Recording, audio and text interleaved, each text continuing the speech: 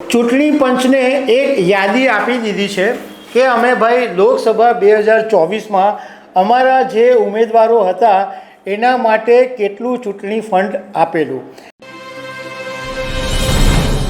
નમસ્કાર દર્શક મિત્રો, કોંગ્રેસે ચૂંટણી પંચને એક યાદી આપી દીધી છે કે અમે ભાઈ લોકસભા 2024માં અમારા જે ઉમેદવારો હતા એના માટે કેટલું ચૂંટણી ફંડ આપેલું. એમાં રાહુલ ગાંધીનું પણ નામ છે, બીજા બધા સાંસદોના પણ નામ છે. તો તમને એ જાણવામાં રસ પડશે કે રાહુલ ગાંધીને વધારે મળ્યા કે બીજા સાંસદોને વધારે રકમ મળી.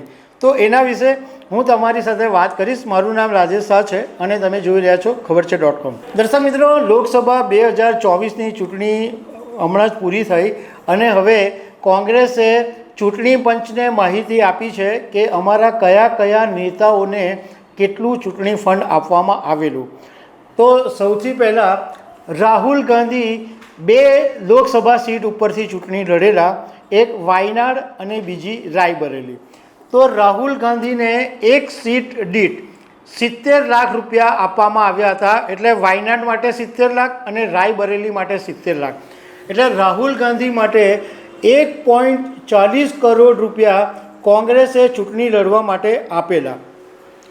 જોકે તમને જાણીને નવાઈ લાગશે કે રાહુલ ગાંધી કરતાં પણ સૌથી વધારે રકમ એક એવા સાંસદને આપવામાં આવી કે જે કંગના રનૌતની સામે ઊભેલા હતા.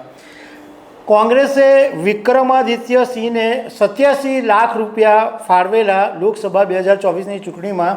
અને વિક્રમાદિત્ય સિંહ જે છે એ હિમાચલ પ્રદેશના મંડીથી ભાજપના કંગના રનૌતની સામે ચૂંટણી લડેલા, પણ 87 લાખ રૂપિયા ખર્ચવા પછી પણ વિક્રમાદિત્ય આ ચૂંટણી હારી ગયા હતા. એ પછી અમેઠીની અંદર કિશોરીલાલ શર્માને કોંગ્રેસે મેદાનમાં ઉતારેલા અને એમની સામે ભાજપના સ્મૃતિ ઈરાની હતા.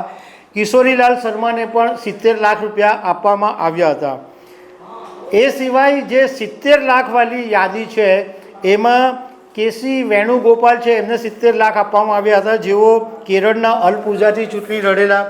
એ ઉપરાંત તમિલનાડુના વિરુધનગરથી ચૂંટણી લડેલા મણિકમ ટેગોરને પણ 70 લાખ આપવામાં આવેલા. રાધાકૃષ્ણ વિજય સિંગલા, આ બધાને 70 લાખ રૂપિયા ચૂંટણી ફંડ પેટે આપવામાં આવેલા. એ સિવાય આનંદ શર્મા, એમને 46 લાખ રૂપિયા ફાળવવામાં આવેલા. અને દિગ્વિજયસિંહ જે કોંગ્રેસના દિગ્ગજ નેતા છે એમને 50 લાખ રૂપિયા આપવામાં આવેલા. જોકે આ બંને ઉમેદવારો પણ લોકસભા 2024ની ચૂંટણીમાં હારી ગયેલા. હવે જે ચૂંટણી હોય છે એ વખતે ચૂંટણી પ્રચાર દરમિયાન ઉમેદવારે જે ખર્ચ કરવાનો હોય એની એક મર્યાદા નક્કી હોય છે, પરંતુ જે રાજકીય પાર્ટી હોય છે એમની કોઈ મર્યાદા હોતી નથી. 2022ની અંદર લોકસભામાં ઉમેદવારોને જે ખર્ચ કરવાની ક્ષમતા હતી એ 70 લાખથી વધારીને 95 લાખ કરવામાં આવી હતી.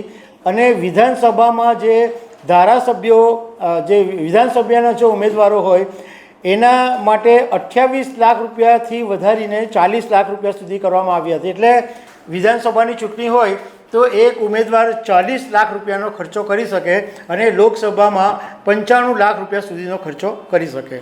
તો દર્શક મિત્રો, આવી અનેક વાતો સાથે અમે તમને મળતા રહીશું. Thank you very much.